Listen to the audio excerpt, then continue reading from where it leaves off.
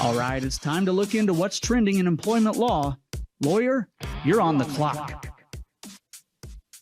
All right. So as you know, we've had a few really exciting months at the federal level with the FTC non-compete ban, the Department of Labor rules on under the FLSA. There's a lot happening. Today, we're going to be talking about some changing landscapes surrounding the issue of mandatory arbitration agreements and some developments at the Supreme Court level that could impact employers who use arbitration agreements with their employees.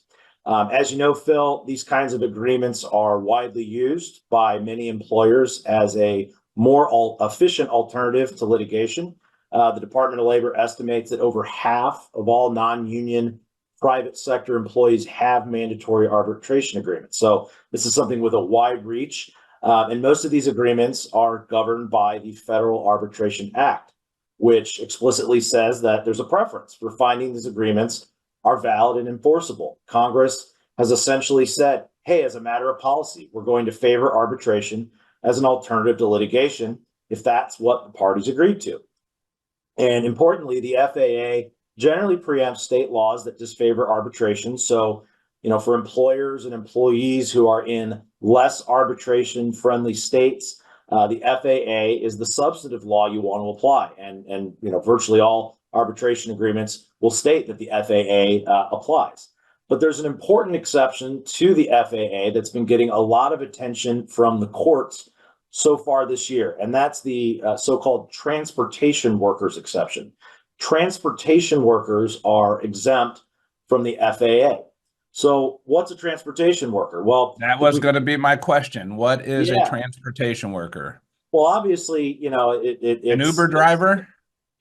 Potentially. So a transportation worker is defined as a class of workers who are engaged in foreign or interstate commerce. So easy enough, right? Well, nothing ever is. I'm sure we can all agree on certain jobs, and certain jobs are even listed in the FAA explicitly. Railroad employees, truck drivers. There was a Supreme Court a few years ago that dealt with airport cargo employees. Those are all pretty clearly going to fall within the FAA based on the language of the law and existing Supreme Court precedent. But a lot of Court of Appeals and district court opinions leading up to this year's Supreme Court case would put a lot of focus on the industry that the employee is in. The question that the court grappled with in the case decided in April is, does it turn on the industry or does it turn on their duties and responsibilities? And the court ultimately found that it turns on duties and responsibilities. So what about warehouse employees? What about someone who drives equipment or goods only a short distance entirely within the same state or even the same city? Are those transportation employees? And the answer is maybe. Right. So the Court of Appeals, and now of course it would be maybe. It can't be clear and cut. No, and it's not. And I think the Supreme Court's decision actually is going to create more ambiguity and opportunities for plaintiffs' attorneys to make creative arguments that an employee falls within this transportation employee exception. And in recent months, we've seen a number of cases out of Bert's favorite court, the Court of Appeals for the Ninth Circuit, that have issued decisions that seemingly expand this to employees who you would probably not assume are transportation workers.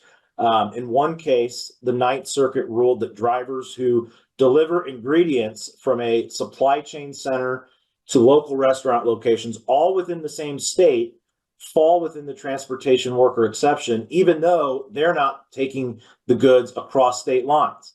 The possibility that is facilitating the movement across state lines into the future was enough to trigger the exception. And the Supreme Court refused to take up that case. So that is the law, at least in the Ninth Circuit. And in another Ninth Circuit case earlier this year, which I think is really quite expansive, the court ruled that warehouse workers who are only moving a good through the warehouse are sufficiently engaged in interstate commerce because, again, they're facilitating the movement out of state down the line. So even if you're in the supply chain at a point where it's not moving across state or interstate lines, that is potentially sufficient to trigger the exception. So really, they're looking at it from the position of the goods that are being transported if you're touching and moving the goods, then you may be more at risk of falling into that category.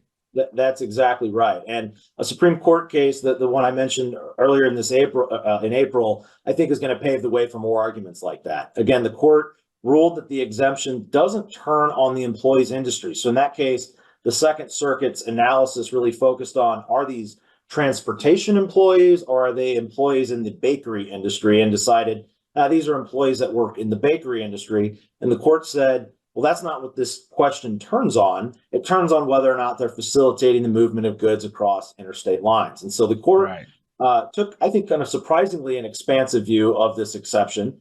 And again, it doesn't necessarily mean you have to be the one who's driving the truck across state lines. If you're facilitating their movement, that likely brings it into scope. And so what can we expect moving forward? Again, the plaintiffs' bar, I think, will do their best to stretch this as far as possible. So if you're an employer with warehouse workers, potentially manufacturing workers, basically anyone who does work that touches interstate commerce and is engaged in the chain of transporting the goods across foreign or interstate commerce, you may be facing this argument down the line if you end up trying to enforce your arbitration agreement. So what do you do as an employee? Yeah. I'm sorry, go ahead. No, I was going to ask Justin, what are some of the common scenarios that employers have where arbitration agreements exist? So for an example, it's clear with the labor unions, right? And when there's dispute, you go to arbitration. I have seen even arbitration in arbitration channels within handbooks, policy disputes, and those types of. Is there anything that comes to mind, some examples of where employers have commonly leaned on arbitration as a dispute resolution? Yeah, so they're most commonly and I think most powerfully used in situations involving class and collective action. So, wage and hour disputes, that's often where you'll see this in the employment space. A group of employees will try to bring try to bring a class or collective action in court, and the employer will attempt to move that into arbitration, either as individual claims or as a collective arbitration claim. That's where we see them the most often, but you'll see them in all kinds of settings. I've had non-compete and trade secret cases that have been put into arbitration. It's not uncommon for employers to draft these very broadly to try to capture, most types of disputes that could arise within the employment context. But again, I think that the class and collective action space is where we see them the most. And I think it's where it's the most important for employers, because, the difference between being able to arbitrate these, especially if you can arbitrate them individually, the claims are worth a lot less versus having a case that could potentially have, wide ramifications with a lot of plaintiffs. And so if you're an employer who uses these and want to make sure that you're not going to potentially run into this issue, one approach would be, consider where the FAA might not apply. If you're in a state that has a policy that favors arbitration, you might look at kind of a backstop so that if the FAA doesn't apply, then it will defer to state law. And this is not an approach that all arbitration agreements take, and it's probably one that is worth consideration to say, hey, if the FAA doesn't apply, there's still going to be other avenues to pursuing, arbitration under substantive state law. Then, doing an analysis, I would say if you're really concerned about this, getting an attorney involved and doing an analysis to see, does this employee potentially qualify? Getting a lawyer involved, I think, would be a good idea to review these agreements on a regular basis to keep up with this changing landscape in the law.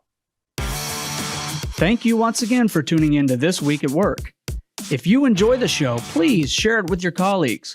Forward our invites.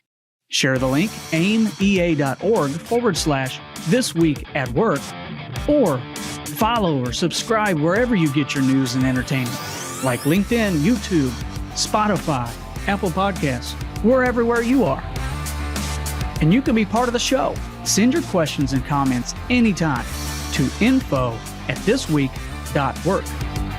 We'll see you next week, 7:30 a.m. Central Time, when we discuss what's happening this week at work.